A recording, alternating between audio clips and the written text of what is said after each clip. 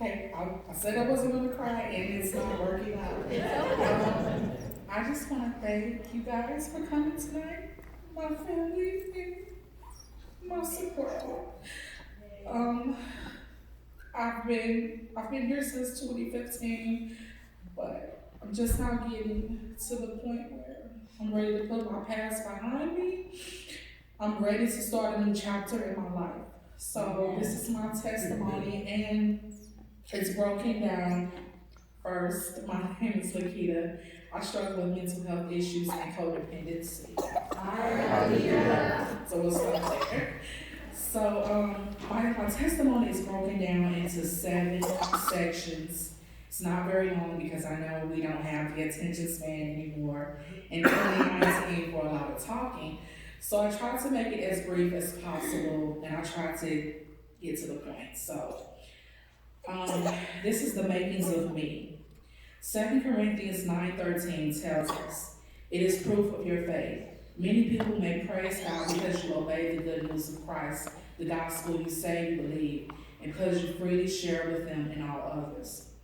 I am also a strong advocate for transparency, and through it there is healing, there is peace, there is truth. My earliest memories began when I was around 8 years old, and for some strange reason, I cannot remember anything that happened before that. Honestly, I don't think I would want to know even if I could remember. My best memories are illusions of a happy, healthy, and normal life. I lived in a Barbie world inside my head. My reality was far from the fairy tale. I was a timid child, and I grew up in an era where children were seen and not heard, and don't think about saying how you really felt. So I grew into a shell of a child, very bitter and confused. My mother and stepfather were functional alcoholics. We were a normal family Monday through Friday, but on the weekends hell would break loose, arguing, fighting, etc. My stepfather would disappear for days on end, and this only made things worse. I never forget the phone call I received when I was 10. I was told my real father had died, and I would be required to go to his funeral. I cried for 3 days with an excruciating migraine. My mother left him when I was 2 for my then stepfather. I was not only sad that he had died, I was sad in mourning the relationship we didn't have. This left a massive hole in my heart, and that hole just got bigger with each passing year. Fast forward to the age of 16. By this time, my mother and stepfather permanently separated, and I was left to pick up the pieces. Luke 12:48 states, to whom much is given, much is required. I felt like God hated me, like he was far away and not interested in my life anyway, so who cared? So I didn't care much about myself. About this time, I met my husband, and at that time, I was trying to be grown. I started drinking, smoking weed, and dabbling in promiscuous behavior. I didn't even care how this behavior made me look or feel. I just knew God had surely given me too much responsibility and had to be the grown-up for me and my mother. Girl interrupted. Being 15. What word would I use to describe myself during this time in my life? Jezebel. That's what I put on the paper. I had mastered the art of seducing young men and didn't care about anyone's feelings. Everything was all about me. My mother was drinking heavily, and her current boyfriend got her hooked on crack, so she was there in passing. I did my own thing. Then I met my husband. I was 15 and he was 23. I remember thinking, this time I really blew it. There was no way my family would let me date a 23-year-old man. But 2 months later, I was pregnant with our first daughter. So apparently, it was too late. After our daughter was born, we moved in a 2-bedroom apartment. Life seemed to be going okay. I was a stay-at-home girlfriend, and I felt like I was grown and didn't see the importance of finishing high school. I told myself I could always go back on in my life, later on in life. My mother and I were not on good terms. I was barely talking to other family members. So who cared if I finished school anyway? Here's where I started to experience the insanity of doing the same thing over and over again and expecting a different result. Proverbs 3:5-7 says, trust in the Lord with all your heart and lean not on your own understanding. In all your ways submit to him, and he will make your path straight. I wasn't trusting in God at all. I wasn't even trusting in myself or my husband. I was going through the motions. Life became harder and harder, and by the time I turned 27, I I had 3 more daughters. We were very poor, and the depression and trauma from my childhood was starting to rear its ugly head. I could no longer suppress my past. I knew something was definitely wrong with me. Inside, I was dying, and I had no idea how to fix it or find someone to help me. Plus, I was in denial about my mental health issues. Step 1 tells us to realize I'm not God. I admit that I'm powerless to control my tendency to do the wrong thing, and that my life is unmanageable. The story of us. Jeremiah 29:11 says, "For I know the plans I have for you, says the Lord. They're plans for good and not for disaster, to give you a future and a hope." Little did I know at the time, you cannot control who you fall in love with. The day I told my husband I was pregnant, I was 15 years old and scared to death. I was not at all expecting the response he gave me. He said, "Well, I love you and we will figure it out. I'm not going anywhere." I was shocked, and I was not ashamed to admit to him that I got pregnant on purpose. Our first daughter was born April 1996. She was the only good thing I'd ever done, and I finally felt like I mattered. But I was still naive. I thought I could heal the hole in my heart from my horrible past by having a baby. So even if my husband did leave, at least I've had a baby who would love me forever. I felt worthless inside. I was scared. I remember asking myself, who would want to be tied down to a damaged 15-year-old girl trying to be a woman with a baby? Naturally, my family wasn't happy and threatened to get the law involved because I was a minor. I didn't care. In my heart, I knew he was the one.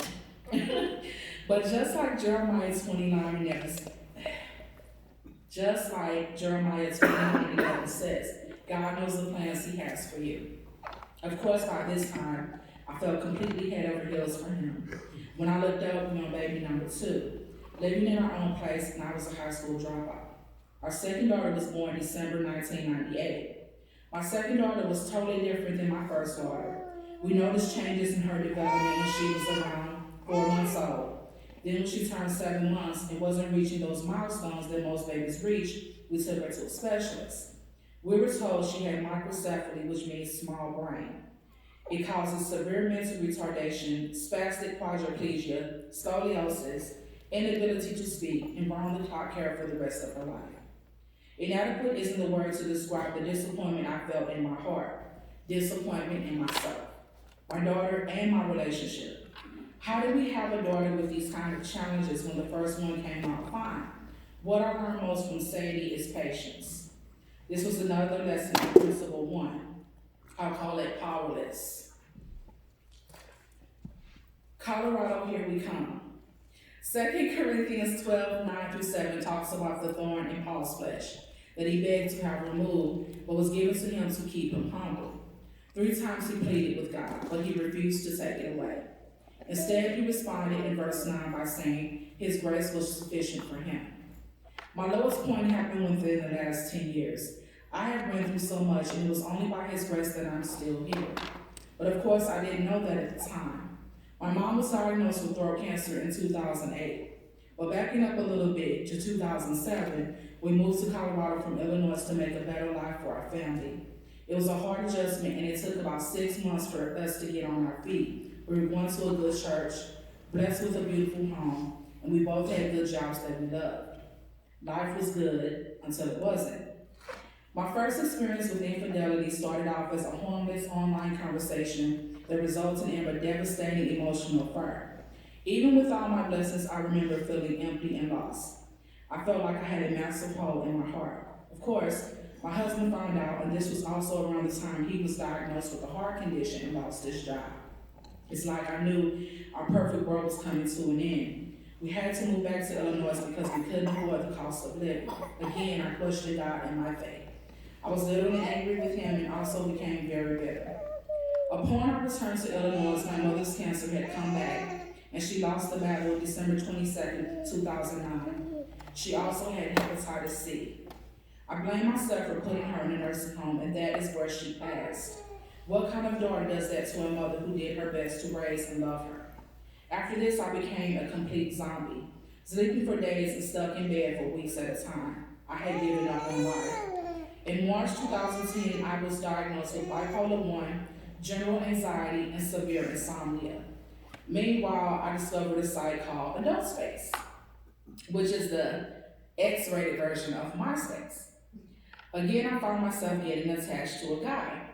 This one was from New York, and it became sexual and ended with me sending him $5,000 in a course of over 4 years. He literally internet pimped me, and if you want to know more about what internet pimping is, I probably can give you the definition. So he was a narcissist, and I was a codependent. That was a bad combination. Little girl lost. So how did I end up in recovery? I finally realized, as stated in Principle 1, that I couldn't control my tendency to do the wrong thing and that my life had become unmanageable. Notice how I kept coming back to step 1. In 2013, I had my first mental break. As a result, I was arrested for disturbing the peace by repeatedly calling 911 and giving a $100 fine.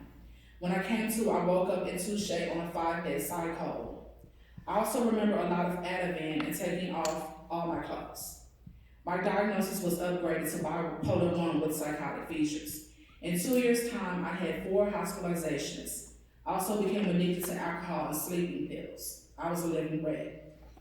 During my first psychotic episode, I met a very good friend who referred me to grow and celebrate recovery. I remember thinking, why not? My life wasn't going anywhere, and I could no longer continue the path I was on. I can honestly say Celebrate Recovery changed my life. I attended for 1 full year and found an accountability partner and sponsor.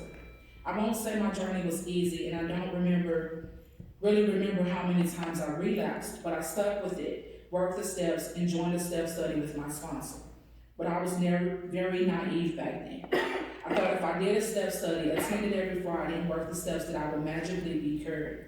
I was not entirely ready for God to remove my character defects, and even though I was no longer cheating or drinking, my past continued to follow me. I was still stuck and lost. Now I felt my relationship with Jesus Christ had grown, but I had not. This resulted in 4 years of going around in circles like the Israelites, stuck in the wilderness for 40 years. I was getting nowhere. I was smart enough to know there was more to life than this, but I didn't know how to change it. Working the program helped me to have hope in Jesus, hope in friendship, hope in love, hope in my family, and a desire to live life to the fullest. There had to be more to life than misery, and I was determined to be happy. If not for me, then certainly for my 4 daughters. The step that stood out for me was step 8, which states, yield myself to God to be used to bring this good news to others, both by my example and by my words. I vowed to carry this hopeful and healing message to others and to practice these principles in everything I did. What I like most about Celebrate Recovery is that you can work the steps at your own pace and go back to them if you need to. 39 and beyond, which is current. Today I have 40 days clean and sober from alcohol and chemical addiction. I've completed my second step study.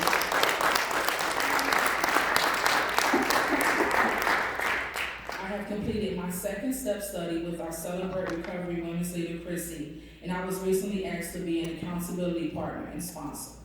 Life for me is starting to look up. I have a beautiful family and 3 grandsons to motivate me to continue to try and allow God to walk with me every step of the way. Now don't get me wrong, every day is not gumdrops and lollipops, but the episodes are getting fewer and fewer. I constantly take inventory and admit when I'm wrong, and I reach out to my support team for help. The changes God has made in my relationship with others is exercising forgiveness and transparency. Every day I'm growing and accepting myself for who I am, which allows me to be more relatable and humble. My goal is to one day open a Celebrate Recovery Community Center in the Belleville area. The areas of my life that are gone is self-medicating. I no longer try to sleep my problems away or numb the pain with alcohol. I'm learning how to feel each emotion and see it for what it is. I have a new therapist and we are working on mindfulness.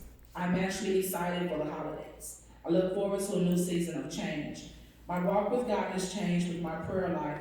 I talk to God in the car, and a couple times I even fell asleep talking to Him. I read my daily devotional and I try to attend church as often as I can. The benefit I have received in working the program is true friendship and learning how to trust. The encouragement I can give to a newcomer is to stick with it and keep pushing. There are times you're going to feel like giving up. There are times when you feel like no one will understand. There are times when you feel isolated and alone. That's when you reach out to the people you connect with and people who have your best interest at heart. You also need someone in your life who's going to tell you the truth and hurt your feelings a little bit. My trusted friend and sister always says, you have to have the will to get well. In my recovery, I learned something new every day. No one has all the answers. Finally, I realized I am not God, and only He has the power to help me recover. Remember, there is hope at the end of the tunnel. There is hope in Celebrate Recovery. There is hope in Jesus Christ. Thank you for letting me share.